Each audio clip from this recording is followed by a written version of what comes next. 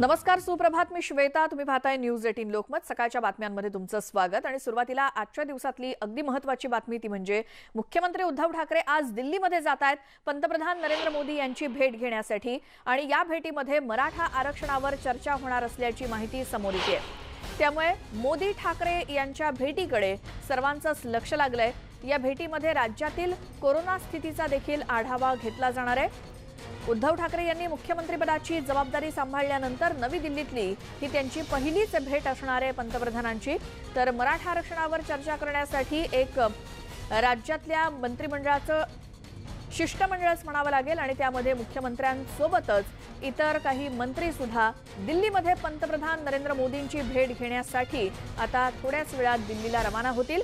मुख्यमंत्री पदाची शपथ घेतल्यानंतर प्रथमच दिल्लीमध्ये जाऊन पंतप्रधानांची भेट घेणार आहेत. मराठा आरक्षणासंदर्भात या भेटीमध्ये चर्चा होईल अशी माहिती मिळते. आणि त्यासाठी मुख्यमंत्र्यांसोबतच महाविकास आघाडीतले इतर मंत्री देखील त्यांच्या सोबत असणार आहेत. तर मुख्यमंत्री आणि पंतप्रधान यांच्या भेटीवर राज्याचे गृहमंत्री दिलीप वळसे पाटील यांनी काय प्रतिक्रिया दिली आहे ऐकूयात.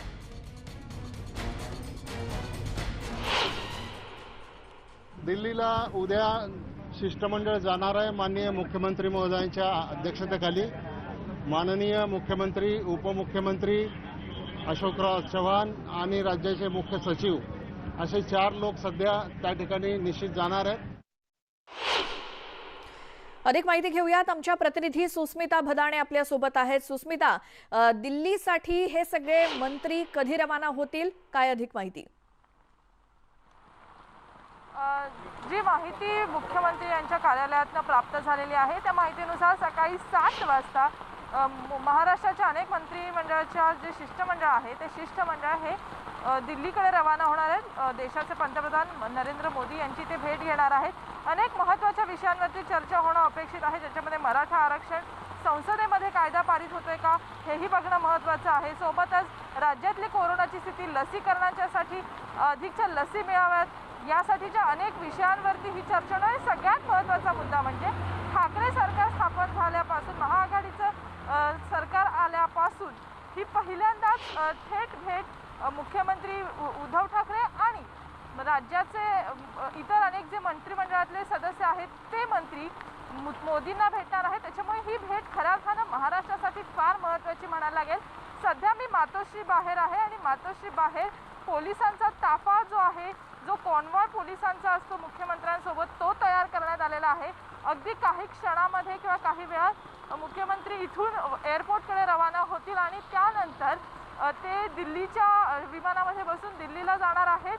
तिथे ज्या काही चर्चा होतील त्या राज्यासाठी फार महत्त्वाच्या आहेत. कारण मराठा आरक्षणाच्या बाबतीत मराठा समाजाची एक जी नाराजी होती, कोर्टामध्ये आरक्षण टिकू शकलं नाही, त्यानंतर पर्याय काय असू शकतात यासाठी सुद्धा वेगवेगळ्या पर्यायांचा विचार करण्यात आलेला होता. आणि तेव्हा सुद्धा मुख्यमंत्र्यांनी हे स्पष्ट केलेलं होतं की आम्ही राज्यपालांची भेट घेतलेली आहे, त्यानंतर आम्ही आता देशाचे पंतप्रधान नरेंद्र मोदी यांची सुद्धा भेट घेणार आहोत. आणि तीच भेट आज होत आहे. आणि खऱ्या अर्थानं या भेटीमधनं काय महाराष्ट्राला मिळतं हे बघणं सुद्धा अतिशय महत्त्वाचं असणार आहे. श्वेता, बरं. सुस्मिता, आता काही वेळातच मातोश्रीहून मुख्यमंत्री निघतीलच, मात्र इतर नेते मंडळी किंवा मंत्री हे कशा पद्धतीनं दिल्लीला पोहोचतील? सगळे एकत्रच जाणार आहेत एका विमानानं की कशी व्यवस्था आहे? सगळे मंत्री जे आहेत ते एअरपोर्टला भेटणार आहेत, ज्याच्यामध्ये अजित पवार असतील, अशोक चव्हाण असतील, असे अनेक मंत्री आहेत.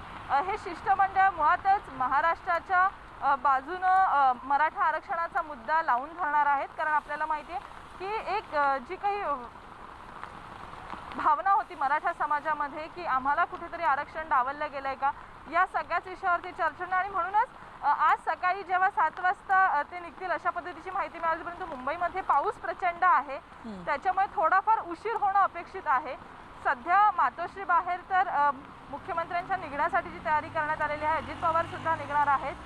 या सगळ्या नेते मंडळांसोबत एअरपोर्टवरती एकाच विमानामध्ये एअरपोर्टवरती जे विमान आहेत एक खासगी विमानातून हे प्रवास करणार आहेत आणि मग ते दिल्लीला पोहोचतील असं सगळ्यात पहिली जी माहिती मिळाली त्यात स्पष्ट झालंय. बरोबर सुस्मिता, पुन्हा एकदा आपल्या प्रेक्षकांना आपण मातोश्रीच्या आजूबाजूचा परिसर दाखवूयात.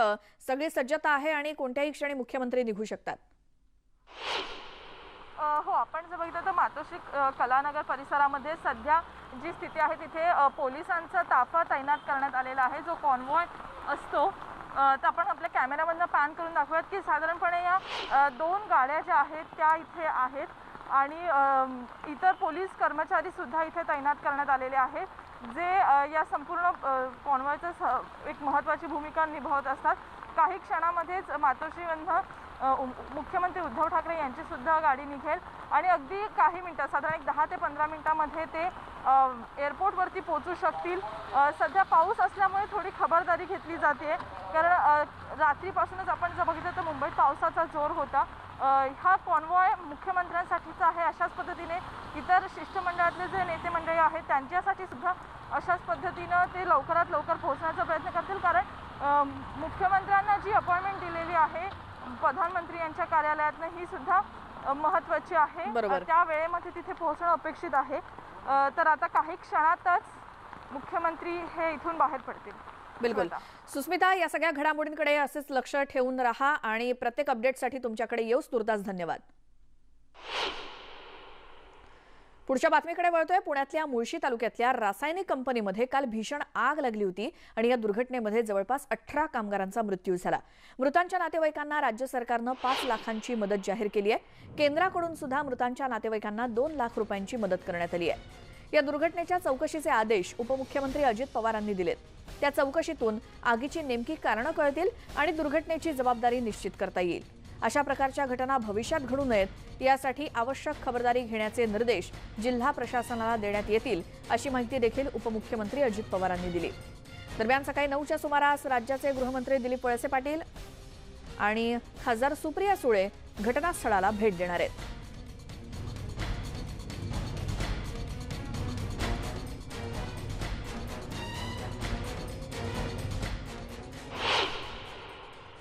उरावड्याच्या MIDC मध्ये लागलेल्या आगीमध्ये कंपनीच्या जवळपास 18 मृतदेह जे आहेत ते ससूनच्या डेड हाऊसला आणण्यात आलेले आहेत.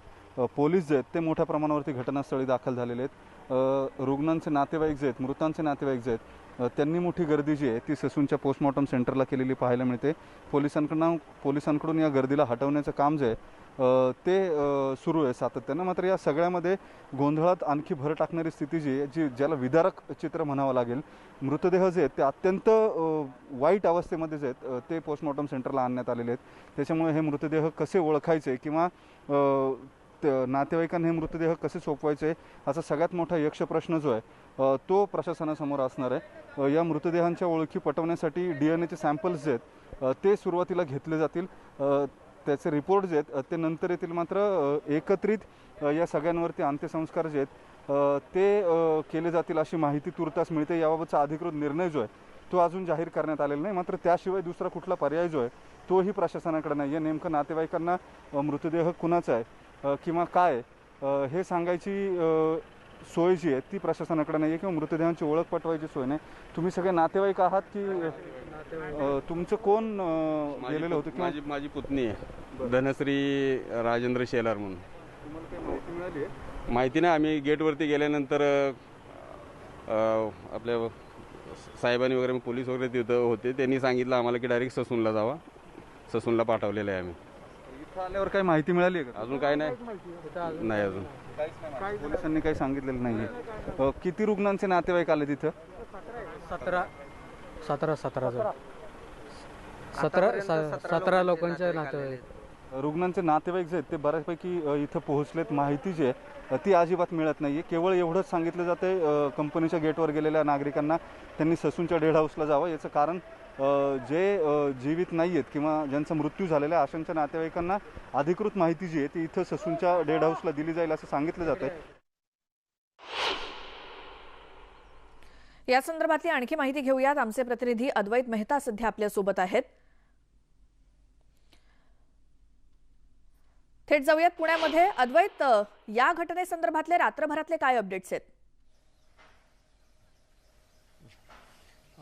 आता जर बघितलं आपण तर मुळशीमधल्या उरवडे जे आहे जिथं ही दुर्घटना घडली तिथलं हे सकाळचं दृश्य आहे आणि इथं जर आपण बघितलं तर आग अजून धुमसते. याच्यावरून आपल्याला अंदाज येईल की किती मोठी ही दुर्घटना होती.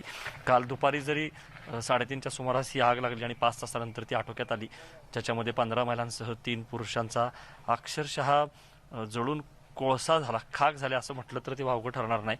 आणि त्या आगीच्या झळा म्हणा किंवा ती आग अजूनही धुमसते, याच्यावर अंदाज येईल की ही किती मोठी दुर्घटना आहे. आणि सगळी ही बघा इमारत जी आहे ही SVS ॲक्वा टेक्नॉलॉजीज कंपनी, जिथं क्लोरीन डायऑक्साईडची निर्मिती होत होती, वॉटर प्युरिफायर सॅनिटायझरची ही निर्मिती होत होती आणि इथं स्फोट होऊन ही दुर्घटना घडलेली आहे. आणि इथं काही शिल्लक नाही. आपण जर बघितलं तर ही इमारत जी आहे ती पूर्णपणे एक प्रकारे भस्मसात झालेली आहे आणि अक्षरशः JCB मशीन लावून भिंती तोडून इथून प्रयत्न केला गेला वाचवण्याचा. 41 कामगार जे आहेत ते हजर होते जेव्हा दुर्घटना घडली आणि त्यामध्ये जवळपास 18 म्हणजे 15 महिला आणि 3 पुरुष यांचा दुर्दैवाने मृत्यू झालेला आहे, जे जीव वाचू शकले नाहीत. हे सगळे जे मृत झाले ते पॅकिंग डिपार्टमेंटमध्ये होते आणि त्यांना बंदिस्त खोली असल्यामुळं आणि दरवाजातून पटकन त्यांना बाहेर येता आलं नाही, म्हणून ते बळी पडले अशी माहिती मिळते. अर्थातच याची चौकशी होणार आहे की नेमकी आग कशामुळे लागली. पण सांगितलं जातं की इथं RM1 नावाची ज्वालाग्रही पावडर होती आणि ती पावडर इतकी ज्वालाग्रही असते की त्याच्यावरती नुसता दाब जरी पडला तरी आग लागते. आणि त्या डब्यांवरती दाब पडून आग लागलेली आहे आणि ती धुमसत गेली. आणि जे दुर्दैवाने मृत्यू झाले 18 लोकांचे, ते लोक पॅकिंग डिपार्टमेंटमध्ये होते आणि त्यांना बाहेर पडता आलं नाही 41 पैकी, आणि त्यामुळं त्यांनी जीव गमावलेला आहे. आता जसं आपल्या प्रतिनिधींनी सांगितलं की ससून रुग्णालय जे आहे तिथं हे सगळे मृतदेह पाठवण्यात आले आणि तिथं आता DNA टेस्ट केल्यानंतर ते नातेवाईकांच्या ताब्यात दिले जाणार, कारण मृतदेहांची ओळख जी आहे ती पटवणं महत्त्वाचं आहे. आणि असं सांगितलं होतं की दुपारी जेवणानंतरच्या वेळेमध्ये ही आग लागली होती. त्यामुळं इथलं आपण दृश्य बघितलं तर अत्यंत विदारक दृश्य आहे की इथं दुपारी कामगार काही जेवत होते, काही आतमध्ये काम करत होते आणि तेव्हा ही दुर्घटना घडली. आता DNA टेस्ट कधीपर्यंत होईल माहीत नाही. ती झाल्यानंतर नातेवाईकांच्या ताब्यामध्ये मृतदेह दिले जातील. दरम्यान आता याची चौकशी होईल. जे संदेश शिर्के अधिकारी आहेत त्यांची समिती नेमलेली आहे. पण जर आपण बघितलं तर 2-3 प्रश्न जे आहेत ते निर्माण होतात की इथं पुरेशी जी व्यवस्था आहे ती केली गेली होती का. फायर फायटिंगची सांगितलं गेलं कंपनीकडून, फायर ऑडिट झालं होतं, अग्निशमन यंत्रणा होती, पण ज्याला आपण म्हणतो की एक्झिट एंट्री असं काही घडल्यानंतर तत्काळ बाहेर पडण्यासाठी ची जी सुविधा होती ती होती का. कारण असं सांगितलं जातं की या पॅकिंग डिपार्टमेंटमध्ये बंदिस्त असल्यामुळं लवकर बाहेर पडू न शकल्यामुळं हे लोक होरपळून मेले अक्षरशः. तर ते बाहेर येऊ शकले नाहीत. आता त्याची चौकशी होईल की खरोखर तिथं सरकता दरवाजा जो होता तो पाहिजे होता का, तिथं किती दरवाजे होते, या सगळ्याची अर्थात चौकशी होईल की त्याच्यामध्ये काही मानवी चुका आहेत का. आत्ता तरी सातत्यानं कंपनीकडनं दावा केला जातोय की आम्ही सगळं फायर ऑडिट केलं होतं, सगळी फायर अग्निशमन यंत्रणा होती. अक्षरशः 15व्या मिनिटाला फायर ब्रिगेड जे आहे ते पोचलेलं आहे आणि त्यांनी जीवाची बाजी लावून इथं वाचवण्याचा प्रयत्न केलेला आहे. जसं आपण बघितलं की JCB मशीन लावून भिंती तोडण्यात आल्या आणि त्यातून बाहेर काढण्यात आलं. 41 पैकी जवळपास 18 जे आहेत लोक ते दगावलेले आहेत. परत एकदा आपण दाखवूयात की जेवण सुरू असताना दुपारचं ही घटना घडली असं सांगितलं जाते. आणि काही लोक जी आहेत ती सुदैवी ठरली. काही जणांनी रजा घेतली होती, काही जणांनी लस घेतली होती, त्यामुळे ते कामावरती येऊ शकले नाहीत असंही सांगितलं जाते. पण अत्यंत विदारक असं हे दृश्य आहे या कंपनीचं. SVS ॲक्वा, जिथं वॉटर प्युरिफायर बनवण्यासाठी जे क्लोरीन डायऑक्साईड लागतं त्याची निर्मिती होत होती, सॅनिटायझरची निर्मिती होत होती आणि त्याच्यामध्ये स्फोट होऊन ही आग लागलेली आहे. आणि जी आग अजूनही धुमसते आहे. म्हणजे आता घटना दुपारी 3:30ला घडली, आता सकाळचे 7-7:15 वाजलेले आहेत. असं असून सुद्धा अजूनही या ठिकाणी जे दृश्य आहे बघायला मिळते, काही भागामध्ये ज्वाळा दिसतात आपल्याला. परत एकदा आपण दाखवूयात. बघा, ही ती इमारत आहे, दर्शनी भाग. आणि या ठिकाणी या सगळ्या गोष्टी ज्या आहेत त्या भस्मसात झालेल्या आपल्याला बघायला मिळत आहेत. आणि इथं जे सगळे फायर ब्रिगेडचे कर्मचारी होते त्यांनी अशा पद्धतीनं हे तोडून भिंती आत प्रवेश केला आणि ज्यांना वाचवता येईल त्यांना वाचवलं. इथं बघा आपल्याला ज्वाळा दिसत आहेत. अजूनही ही आग जी आहे ती धुमसते आहे आणि सगळा जो भाग अत्यंत तप्त आहे, गरम आहे. आणि त्यामुळंच काय भीषण ही दुर्घटना असू शकते. आणि अक्षरशः काही लोकांच्या समोर आपले जे सहकारी आहेत ते जळून भस्मसात झालेले आहेत. त्यामुळं आपण फक्त कल्पनाच करू शकतो. आता बघूयात, आता 9 वाजता 9च्या सुमारास संग्राम थोपटे जे आमदार आहेत मोशी मतदारसंघाचे, सुप्रिया सुळे ज्या खासदार आहेत, दिलीप वळसे पाटील आहेत गृहमंत्री, ते सगळे इकडं येत आहेत आणि घटनास्थळाची ते पाहणी करतील. आणि जसं म्हटलं की अंत्यसंस्काराला वेळ लागू शकतो, कारण मृतदेह जे आहेत ते सगळे ससूनला आहेत. नातेवाईकांची तिकडं गर्दी आहे. तिकडेही आक्रोश टाहो जो आहे तो काल ऐकायला मिळाला. इथंही घटना घडल्यानंतर नातेवाईक आले होते. आता जेव्हा DNA टेस्ट पूर्ण होतील त्याच्यानंतर हे 18 मृतदेह जे आहेत ते नागरिकांच्या ताब्यात दिले जातील आणि त्याच्यानंतर कदाचित एकत्रित अंत्यसंस्कार केले जातील. अजून माहीत नाही आपल्याला, पण या सगळ्या गोष्टीला वेळ लागू शकतो आणि चौकशीला पण अर्थातच वेळ लागेल. चौकशी होणं फार महत्त्वाचं आहे. अशा दुर्घटना भविष्यामध्ये होऊ नयेत, टाळण्यासाठी काय केलं पाहिजे, नेमक्या त्रुटी याच्यामध्ये काय राहिल्या होत्या, हे सगळं जे आहे ते त्या चौकशी अहवालातून येणार आहे. त्यामुळं बघूया आता आपण की या चौकशीतून काय निघतं, कोण नेमकं दोषी आहे, याला मानवी चुका किती कारणीभूत आहेत तेही आपल्याला मिळेल.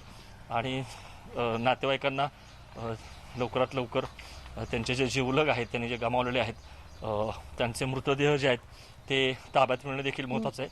कारण अत्यंत भीषण अशी परिस्थिती आहे आणि ते सगळे नातेवाईक आधी कंपनीमध्ये आणि नंतर ससूनला तिकडं वाट बघतायत की आपले जीवलग जे आहेत त्यांची कधी आपल्याला ओळख पटेल. जी अद्वैत, धन्यवाद. संपूर्ण या ब्रेकनंतर स्वागत. आणि पुढची बातमी आहे, समुद्र किनाऱ्यांवरती गस्त घालण्यासाठी आणि बचाव कार्य करण्यासाठी मुंबईमध्ये पोलिसांच्या ताफ्यात विशेष गाड्या दाखल झाल्या. 10 टेरेन गाड्यांचं पोलीस दलामध्ये आगमन झालंय. या गाड्यांचं मुख्यमंत्र्यांच्या हस्ते काल अनावरण करण्यात आलं. रिलायन्स फाउंडेशन तर्फे मुंबई पोलिसांना या गाड्या देण्यात आल्या. या अद्ययावत गाड्यांचा वापर बीच पेट्रोलिंगसाठी केला जाणार आहे. ज्या ज्या पोलीस स्टेशन हद्दीत समुद्र किनारे येतात अशा सर्व पोलीस स्टेशन्सला या गाड्या दिल्या जात आहेत. या गाड्यांमुळे समुद्र किनाऱ्यावरती गस्त घालणं आणि बचाव कार्य करणं आता आणखी सोपं होणार आहे, असा विश्वास मुंबईचे पोलीस आयुक्त हेमंत नगराळे यांनी व्यक्त केलाय.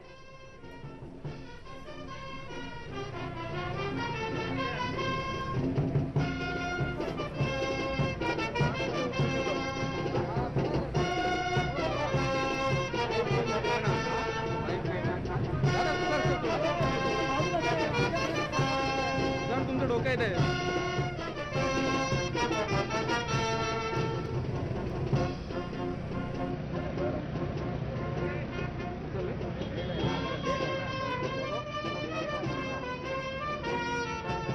आपले जे सगळे पेट्रोलिंगसाठी पोलीस कर्मचारी असतात, बीचवर असतात, मग शहरात असतील इतर ठिकाणी, त्यांच्यासाठी फारच उपयोगाचे होईल. अर्थात होम डिपार्टमेंटसाठी आणि पर्यटन खात्यासाठी हे खूप महत्त्वाचे आहे, कारण बीचेस हे महत्त्वाची पर्यटक स्थळं पण असतात.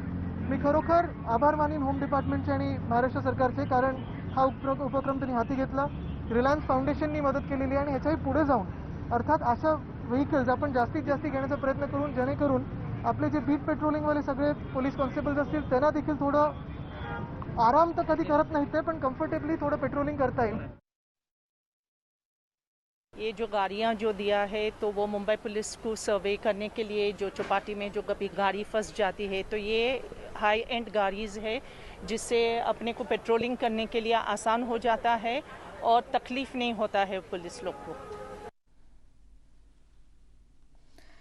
आणि बातमीसोबतच वेळ झाली आहे या बुलेटिनमध्ये इथेच थांबण्याची. मात्र यानंतर पाहणार आहोत स्पीड न्यूज.